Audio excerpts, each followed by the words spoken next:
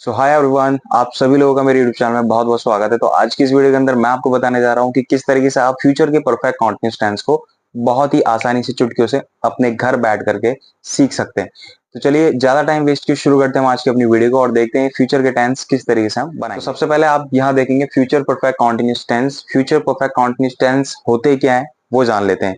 तो भविष्य में जब हम अंदाजा लगा रहे होते हैं कि कोई काम किसी पॉइंट ऑफ टाइम से हो रहा होगा या उस टाइम से वो चल रहा होगा, सो इस टाइप के सेंटेंसेस को हम फ्यूचर परफेक्ट कॉन्टिन्यूअस टेंस बोलते हैं। अब बात कर लेते हैं हम इसकी पहचान की। तो आप बहुत सिंपल तरीके से याद रखिए, जिन किसी हिंदी वाक्यों के अंत में से रहा होगा, से रही होगी या से रहे होंगे, इस टाइप की कोई भी सेंटेंस जब भी आप बोलेंगे ना, तो ये टेंस जो होता है फ्यूचर का परफेक्ट कॉन्टिन्यूअस टेंस होता है। सेकंड सबसे बड़ी चीज, इस टेंस का रूल दुनिया का सबसे बड़ा रूल नहीं बल्कि छोटा रूल होता है। क्या ये सही है? नहीं, मजाक कर रहा हूं। इस सेंटेंस का जो रूल होता है वो दुनिया का सबसे बड़ा रूल होता है सेंटेंस के मामले में। ठीक है, क्योंकि अभी तक आपने सीखे थे, जितने भी टेंस सीखे थे परफेक्ट कॉन्टिन्यूअस टेंस के, उसमें और इसमें एक फर्क है। इसके अंदर एक वर्ड और अलग ऐड हो जाता है जिसकी वजह से इसकी लेंथ जो है काफी बड़ी हो जाती है, स्पेशली इसके रूल्स की। तो मैं आपको डरा नहीं रहा, सिर्फ बता रहा हूँ जस्ट फॉर नॉलेज पर्पस की सबसे बड़ा रूल इसके अंदर रहता है। बात कर लेते हैं इसके अंदर रूल लगता क्या है। तो साधारण वाक्य का बहुत सिंपल सा रूल है, वो है सब्जेक्ट प्लस विल या शैल। जब से मैंने आपको फ्यूचर सिखाया तब से मैंने आपको यही बताया, फ्यूचर में हमेशा विल शैल लगता है, हमेशा। लेकिन हर टर्म में अलग हो जाता है। इंडेफिनेट में सिर्फ विल शैल, कॉन्टिन्यूस में विल शैल बी, परफेक्ट में will shall have, and future perfect continuous में will shall have plus being. ठीक है, तो अब कुछ ना कुछ तो अलग चाहिए ना भाई, वरना अगर हम विल शैल प्लस हैव लगा देते तो सिंपली ये फ्यूचर परफेक्ट नहीं हो जाता। तो will shall have plus been आया तब ये फ्यूचर परफेक्ट कॉन्टिन्यूअस टेंस बना। अब चूंकि मैंने आपको बता रखा है भाई, सेंटेंस के अंदर सब्जेक्ट निकालने के दो तरीके होते हैं, या तो जिसके बारे में बात हो रही हो या फिर सेंटेंस में वही काम कर रहा हो। ठीक है, एज यूजुअल जैसे मैं आपको बताता हूँ। तो सब्जेक्ट आपको पता ही रहता है, विल शैल। विल और शैल हम किसके साथ विल लगाएंगे, किसके साथ शैल लगाएंगे? बहुत सिंपल सा तरीका है, ही शी इट किसी का नाम, इसके साथ हमेशा विल आता है, विल प्लस हैव। ठीक है, सेकंड है आई और वी के साथ शैल आएगा प्लस हैव प्लस बीन। ठीक है, अब इसके अंदर बात आ जाती है will shall have plus been plus verb की first form plus ING plus object plus since या फॉर प्लस टाइम। सिंस या फॉर समझने की जरूरत है, जैसे कि मैं कई बार समझा भी चुका हूं। तो सिंस का मतलब होता है पॉइंट ऑफ टाइम, एक पॉइंट ऑफ टाइम की हम बात करते हैं। जैसे कि 2 बजे, 3 बजे, 4 बजे, 1 बजे, 5 बजे, तो ये जितने भी बजे हैं ना, ये आज बजे हैं। और हमें पता है 5 बजे मतलब आज शाम के 5 बजे। 4 बजे एएम तो मतलब आज सुबह के 4 बजे। ठीक है, लेकिन अगर मैं आपसे कहूं 4 घंटे, तो कौन से 4 घंटे? 2 घंटे तो कौन से 2 घंटे? 10 घंटे तो कौन से 10 घंटे? क्या आपको पता है ऐसे कौन से 10 घंटे? नहीं पता ना, अनश्योरिटी है। तो अनफिक्स्ड टाइम के लिए हम फोर लगाते हैं और फिक्स के लिए यानी पॉइंट ऑफ टाइम के लिए हम सिंस लगाते हैं। सेम मंथ के केस में, जैसे कि जनवरी फरवरी मार्च तो सिंस आएगा, 2 मंथ 3 मंथ 4 मंथ तो फोर आएगा। सेम ईयर के केस में। सो ये सिंस और फोर का जो कॉम्बिनेशन है वो इस तरीके चलता है। अब मैं आपको देता हूं एक एग्जांपल बहुत ही सिंपल वे में। तो मैं बहुत छोटा सेंटेंस दे रहा हूं ताकि आपको समझा इजीली तरीके से सकूं। ठीक है, तो जैसे पहला सेंटेंस यहाँ पे अफर्मेटिव का, वह 2 बजे से पढ़ रहा होगा। सो हम जस्ट गैस कर रहे हैं कि वो 2 बजे से पढ़ रहा होगा घर पे। ठीक है, तो कौन काम कर रहा होगा? वह, उसके बारे में बात हो रही। तो वह की इंग्लिश क्या होती है? ही के साथ क्या लगता है, क्या बताया मैंने? ही के साथ लगेगा विल, अकॉर्डिंग टू रूल। तो ही के साथ विल, विल के बाद विल शैल के बाद लगता है हैव बीन बीन। कुछ नहीं करना, सिर्फ रूल को फॉलो करना। We will sorry he will have been. अब क्या, बीन के बाद प्लस वर्ब की फर्स्ट फॉर्म प्लस आईएनजी। तो वो क्या कर रहा होगा? पढ़ रहा होगा 2 बजे से। ठीक है, तो पढ़ने की लगा देंगे स्टडी, स्टडिंग हो जाएगा। He will have been studying, इसका मतलब क्या बना? वह पढ़ रहा होगा। यहां तक लिख लिया हमने। अब वर्ब की फर्स्ट फॉर्म प्लस आईएनजी के बाद ऑब्जेक्ट लगाना है, since for plus time. Object क्या है पहले ये जानने की कोशिश करते हैं। तो वह 2 बजे से पढ़ रहा होगा। तो इस वाले टेंस के अंदर कोई स्पेसिफिक ऑब्जेक्ट है नहीं, सिर्फ टाइम दे रखा है सिंस फोर। तो यहां पर मैंने रूल में ऑब्जेक्ट लिख तो रखा है, देखो कई सेंटेंसेस में ऑब्जेक्ट आ जाते हैं, कई में सेंटेंस में ऑब्जेक्ट नहीं आते। तो हमें इस बात से टेंशन लेनी नहीं है। अगर यहाँ पर ऑब्जेक्ट होता तो इस 2 बजे से के अलावा कुछ होता, जैसे कि वह 2 बजे से अपने घर पढ़ रहा होगा। सपोज अपने घर, तो अपने घर जो है वो ऑब्जेक्ट हो जाता। सो ये कुछ इस तरीके से बनता है, he will have been studying at his home, at his home, ये हो जाता ऑब्जेक्ट। फिर उसके बाद 2 बजे से पीछे जाता। समझ रहे हो मैं क्या चीज समझाने की कोशिश कर रहा हूँ? अब चूंकि ऑब्जेक्ट है नहीं तो मत होने, हमें क्या करना है, हमें ऑब्जेक्ट नहीं है, ऑब्जेक्ट हटा देते हैं, स्किप कर देते हैं, फिर सिंस फोर प्लस टाइम आता है। तो यहाँ पर भी हमारे पास यही है, वह 2 बजे से पढ़ रहा होगा। तो अभी हमने सेंटेंस बनाया, he will have been studying, वह पढ़ रहा होगा कब से, 2 बजे से।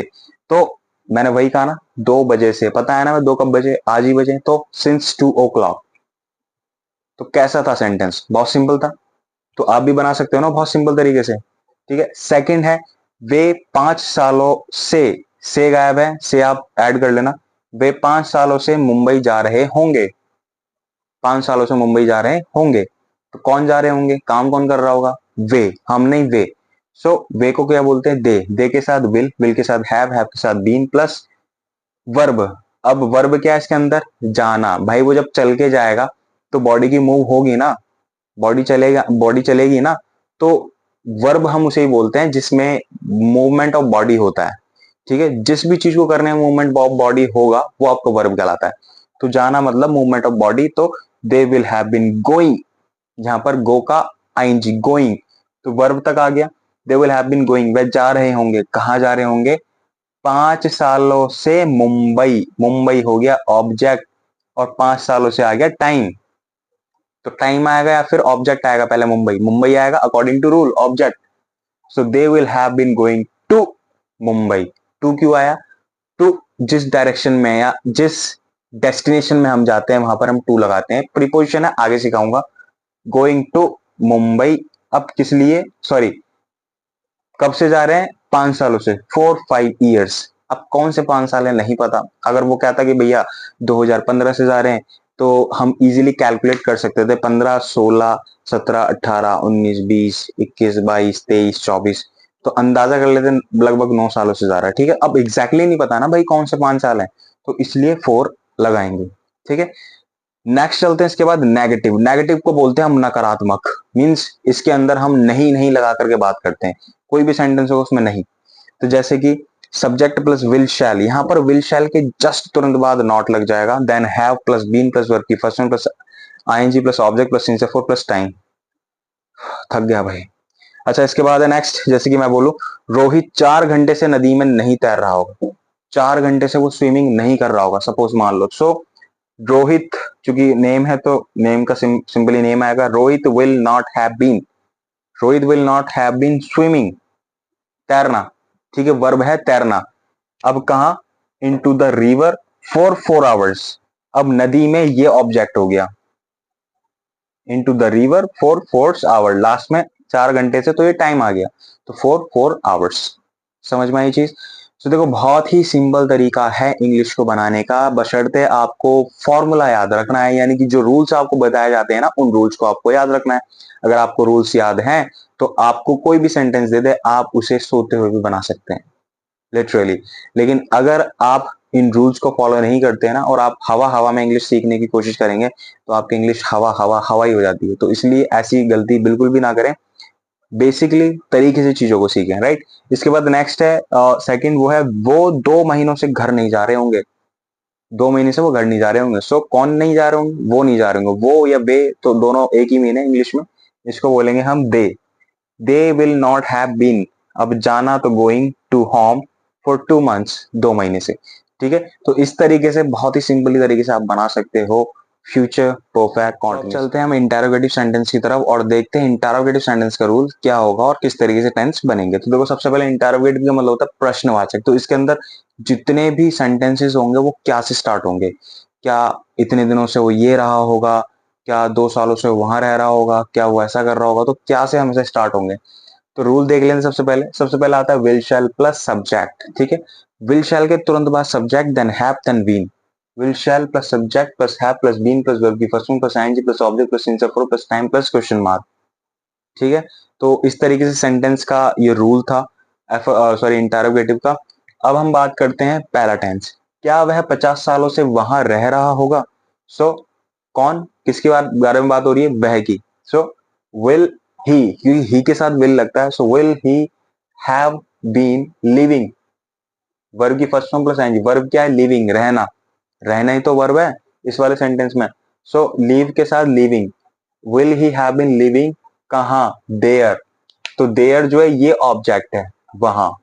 इस सेंटेंस में ऑब्जेक्ट सिर्फ यही है, वहां। ठीक है। फिर उसके बाद 50 ईयर्स, फॉर 50 ईयर्स, 50 सालों से। कौन से 50 साल? हमें नहीं पता। बेसिकली सेंटेंस में वर्ब के बाद का जो पार्ट होता है ना पीछे, वो सारा ऑब्जेक्ट कहलाता है। लेकिन यहां पर हमारे पास ऑब्जेक्ट के अंदर दो कैटेगरी, एक ऑब्जेक्ट है, दूसरा टाइम है। तो हम उसको अलग अलग कर रहे हैं कि ऑब्जेक्ट हो गया देयर एंड टाइम हो गया हेयर, मतलब टाइम ये हो गया फॉर 50 ईयर्स। ठीक है, तो कंफ्यूज मत होना, जस्ट फॉर इसलिए मैं आपको बता रहा हूं। ठीक है। नेक्स्ट, क्या तुम 2 दिनों, सॉरी, क्या तुम 10 दिनों से फिल्म देखने जा रहे होगे? 10 दिनों से, सॉरी, यहाँ पे भी से मिस हो गया। सो क्या तुम 10 दिनों से फिल्म देखने जा रहे होगे? सो विल यू, कौन? तुम। So will you have been going. अब मुझे बताओ, यहाँ पे दो वर्ब आ रही है, फिल्म देखना और जाना। तो मुझे आप बताओ, पहले आप फिल्म देख लोगे या पहले चले जाओगे? पहले जाओगे तभी तो देखोगे। तो जो काम पहले हो रहा है, जो वर्ब पहले हो रही है, वही इंग्लिश में बनेगी। So will you have been going, जाना। अब कहा? Will you have been going to watch a movie. अब जाना, टू वॉच, देखने जाना, अ मूवी। ठीक है। सो यहाँ पर वॉच अ मूवी, फिल्म देखना, ये एक तरीके से हम बोल सकते हैं ऑब्जेक्ट की कैटेगरी में है। ठीक है। गोइंग टू, जाना, ये तो वर्ब हो गया। Going to watch a movie, तो फिल्म देखना, ये ऑब्जेक्ट की कैटेगरी में आ गया। फॉर 10 डेज, 10 दिनों से। तो आप इस तरीके से इसको बना सकते हैं, राइट। नेक्स्ट है WH फैमिली। तो WH फैमिली के अंदर आपको ध्यान रखना है, WH फैमिली का रूल जो है वो बहुत ज्यादा बड़ा होता है सेंटेंस में। So WH family, word plus will shall plus subject plus have plus been plus verb की first form plus ING plus object plus since for plus time plus question mark. अब इसके अंदर मैंने दो तरीके के आपको रूल बताए थे। जब भी इसके अंदर बेसिकली जो सेंटेंस बनते हैं ना, उसके अंदर सवाल होते हैं, क्यों, सेंटेंस के बीच में आता है क्यों, कहाँ, कब, कैसे, कौन।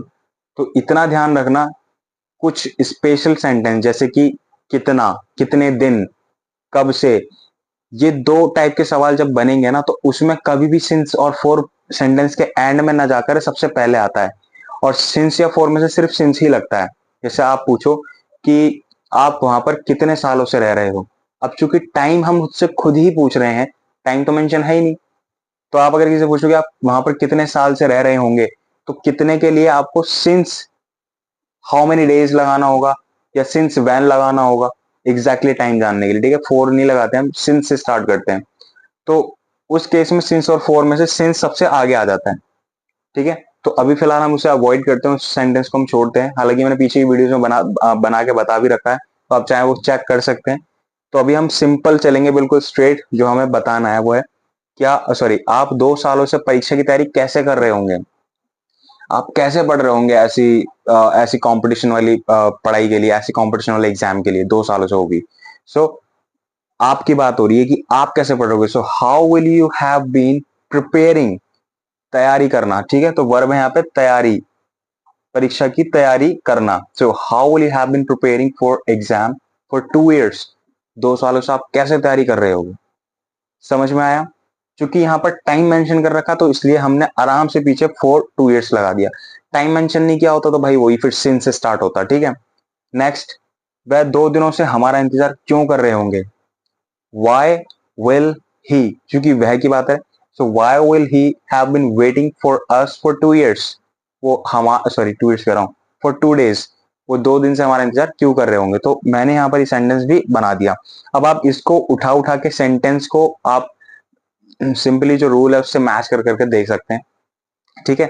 सो इस सिंपल तरीके से हम फ्यूचर परफेक्ट कॉन्टिन्यूअस टेंस को बनाते हैं। सो आज की इस क्लास में पूरे एक्टिव वॉइस सेंटेंस जो थे, यानी कि पूरे प्रेजेंट से लेकर के आपके फ्यूचर परफेक्ट कॉन्टिन्यूअस टेंस, यानी कि टोटल 12 टेंस जो होते हैं, वो प्रॉपर्ली आज की वीडियो मैंने खत्म कर दिए। सो अब इसके बाद जो वीडियोस आएगी उसके अंदर हम स्टार्ट करेंगे एक्टिव से पैसिव वॉइस बनाना। ठीक है। सो पैसिव वॉइस कैसे बनेंगे ये मैं बताऊंगा। देन पैसिव वॉइस के बाद हम सीखेंगे मॉडल्स एंड देन उसके बाद फ्रेजेस। सो इसके बाद हमारा जो इंग्लिश सीखने का जो सफर है वो स्टार्ट हो जाएगा। ठीक है। सो आज की इस वीडियो में मेरी तरफ सिर्फ इतना ही था। उम्मीद करता हूँ वीडियो आपको पसंद आई होगी। वीडियो पसंद आई है तो वीडियो को लाइक जरूर कर दीजिएगा। चैनल को सब्सक्राइब करना बिल्कुल मत भूलिएगा, ताकि इसी तरह की वीडियो नोटिफिकेशन सबसे पहले आप तक पहुंचते रहे। सो मिलते हैं अपनी नेक्स्ट वीडियो में कुछ इसी तरह की इंटरेस्टिंग एंड कॉमेडी वीडियो के साथ। तब तक के लिए बने रहिए हमारे चैनल के साथ। मिलते हैं अपनी नेक्स्ट वीडियो में।